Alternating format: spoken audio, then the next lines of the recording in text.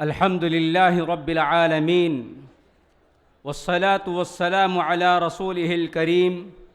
وعلى آله وصحبه أجمعين أما بعد أعوذ بالله من الشيطان الرجيم بسم الله الرحمن الرحيم ولقد كرمنا بني آدم وحملناهم في البر والبحر ورزقناهم من الطيبات وفضلناهم على كثير ممن خلقنا تفضيلا۔ قابل صد احترام صدر کانفرنس مرکزی جمعیت اہل حدیث ہند کے قائد و روح رواں امیر محترم مرکزی جمعیت اہل حدیث ہند کے ناظم عمومی و قاضین اکابرین جمعیت و جماعت، اساتذہ عظام، علماء اکرام، عمائدین قوم و ملت، سامعین باتمکین، قبل اس کے کہ تقریر آپ کے سامنے شروع کی جائے، آل انڈیا اہل حدیث کانفرنس جس عنوان کے تحت منعقد کی گئی ہے، اس کے کامیاب انعقاد پر دل کی گہرائیوں کے ساتھ مرکزی جمعیت اہل حدیث ہند کے قائدین کی خدمت میں ہدیہ تبریک اور مبارکبادی کے کلمات پیش کرتا ہوں۔ دعا کرتا ہوں کہ الہ العالمین ہماری یہ کانفرنس آج احترام انسانیت جس کا عنوان ہے، حقیقت میں ساری انسانیت کے لیے سبق آموز ہو اور ہمارے قائدین کی خدمات جلیلہ کو اللہ تبارک و تعالی قبول فرمائے۔ حاضرین باتمکین، صبح سے آپ تک ہمارا جو مرکزی عنوان ہے احترام انسانیت اور مذاہب عالم، اس کے تئیں بہت سارے علماء اعظام کے ذریعے انسانیت اور احترام انسانیت کے موضوع سے بہت ساری گفتگو آپ نے سنی۔ در حقیقت انسان خالق کائنات کا ایک مظہر ہے، اور رب کائنات نے اس انسان کو جو مقام عطا فرمایا، یہ مقام ساری دنیا انسانیت مل کر بھی اس انسان کو عطا نہیں کر سکتی ہے۔ انسان کو اللہ تبارک و تعالی نے اس قدر معزز، مکرم اور مشرف بنایا کہ خود اللہ تبارک و تعالی نے انسان کو اپنے ہاتھ سے پیدا فرمایا، اور انسان کی تخلیق کے بعد اس کے مقام و اس کے مرتبے کو بلند کرتے ہوئے کبھی اللہ تبارک و تعالی نے اس انسان کی عظمت کو بلند کرتے ہوئے فرمایا وَعَلَّمَ آدَمَ الْأَسْمَاءَ كُلَّهَا، تو کبھی اللہ تبارک و تعالی نے اس انسان کی عظمت کو بیان کرتے ہوئے اس بات کا ذکر فرمایا کہ فَسَجَدَ الْمَلَائِكَةُ كُلُّهُمْ أَجْمَعُونَ، اور تو کبھی اللہ تبارک و تعالی نے اس انسان کی عظمت اور اس کے مقام اور اس کے مرتبے کا ذکر کرتے ہوئے بیان فرمایا انی جاعل فی الارض خلیفہ، لہذا انسان کو اللہ تبارک و تعالی نے اس قدر بلند بنایا کہ کبھی اس کی شکل و صورت، اس کی ہیئت اور اس کے مقصد وجود کا ذکر فرمایا، کبھی فرمایا اللہ تبارک و تعالی نے لقد کان لکم، کبھی اللہ تبارک و تعالی نے فرمایا وما خلقت الجن والانس الا لیعبدون، کہ خالق انسانیت نے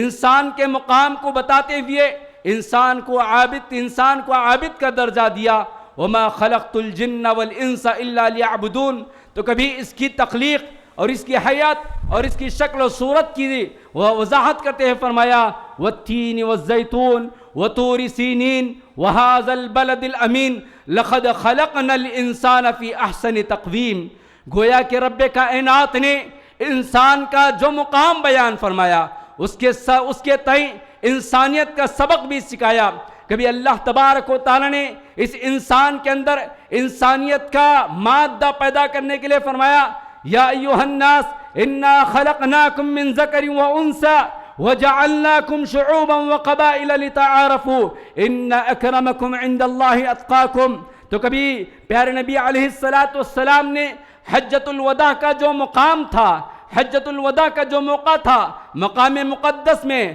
ایام مقدس میں، میدان مقدس میں اور مقدس گھڑیوں کے اندر جس پیغام کو زبان رسالت سے عام کیا جا رہا تھا، اس موقع پر آپ علیہ السلام نے اس بات کا تذکرہ فرمایا کہ دیکھو، انسانیت کا ادب اور احترام آپس میں باقی رکھنا ہے، اور انسانیت کے تئیں جتنے مثبت صفات ہو سکتے تھے ان صفات کا تذکرہ آپ نے فرمایا، اور ان تمام صفات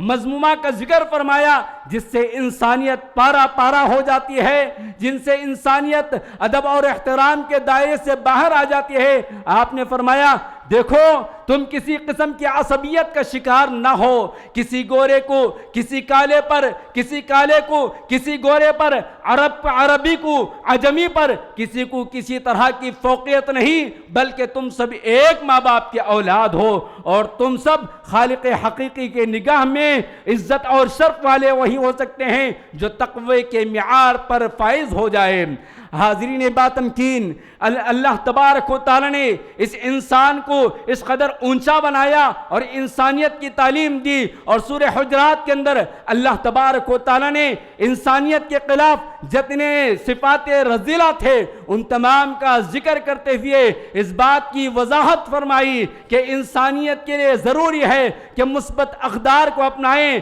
اعلیٰ اخلاق کو اپنائیں، اعلیٰ کردار کو اپنائیں۔ حسد، کینہ، کپٹ، بغض اور عداوت، نفرت، دشمنی، ان تمام چیزوں کو توڑ کر جو ہے محبت،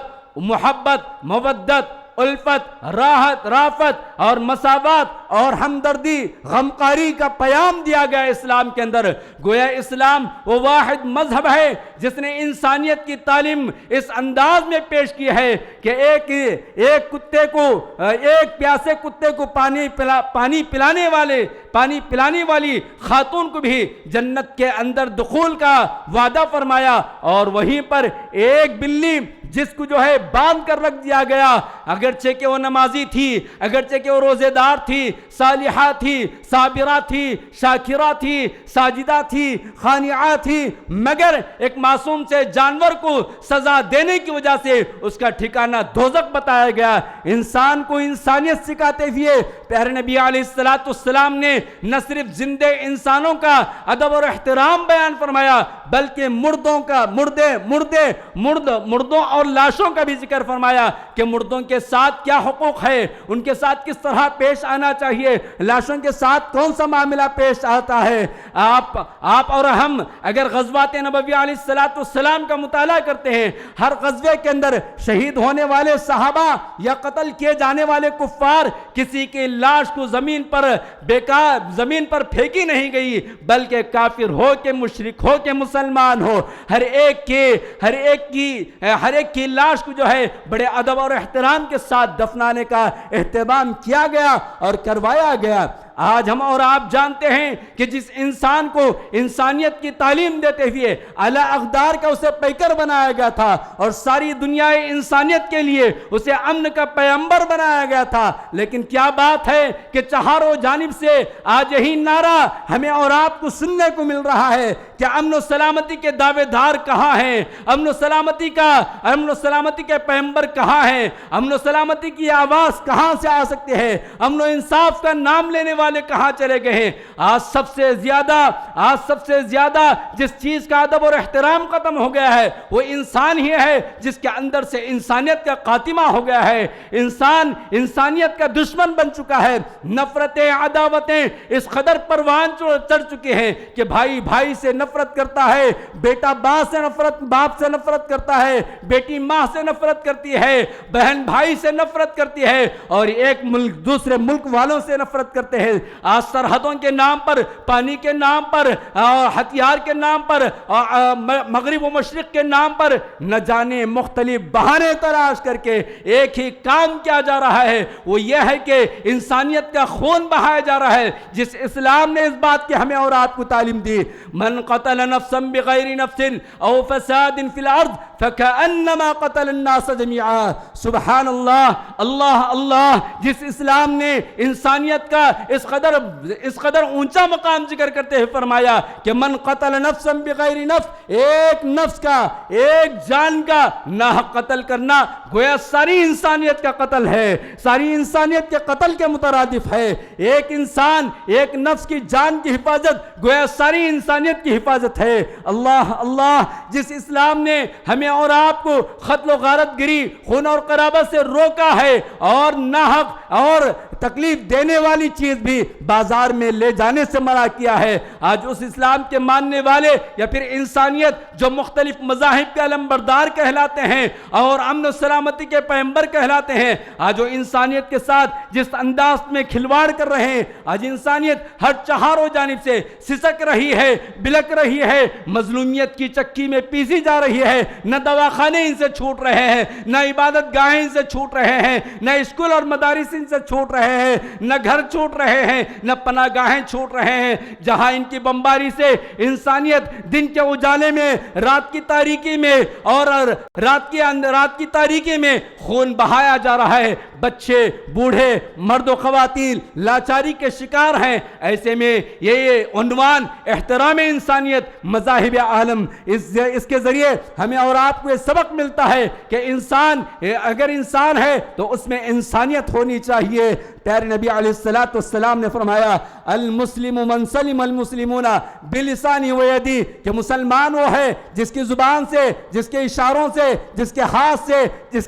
جس کے آنکھ سے کسی قسم کی کسی کو تکلیف نہ ہو۔ آئیے ہم یہ پیغام رام لیلا گراؤنڈ سے، مرکزی جمعیت اہل حدیث ہند کے بینر تلے، اس کے اسٹیج کے ذریعے ہم اپنے ملک اور تمام عالم انسانیت کو دیتے ہیں کہ آؤ ہم سب مل کر انسانیت کے رکھوالے بن جائے، ہم سب مل کر انسانیت کے محافظ بن جائے، ہم سب مل کر انسانیت کے لیے امن و سلامتی کے پیغمبر بن جائے۔ دعا ہے رب العالمین سے اللہ تبارک و تعالی ہم سبھی افراد کو انسانیت اور انسان